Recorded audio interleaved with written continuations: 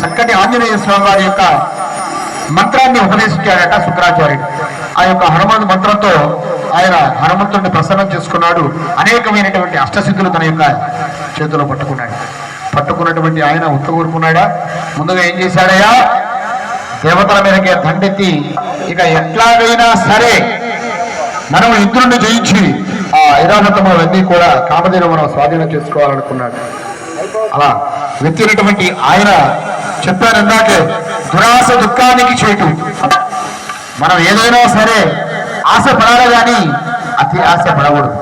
ఒక నల్లటి అలాంటి అబ్బాయికి ఒక సంవత్సరం అమ్మాయి దొరకాలనుకోవాలి కానీ బాగా ఎర్రతో ఉన్నటువంటి అమ్మాయి దొరకాలని ఆశపడకూడదు. అప్పుడు నల్ల పిల్లే వస్తుంది. కాబట్టి ఎవరైనా సరే అతి ఆశకు వెళ్లకుండా మనం భగవంతుణ్ణి ఆరాధించుకుంటూ నాకు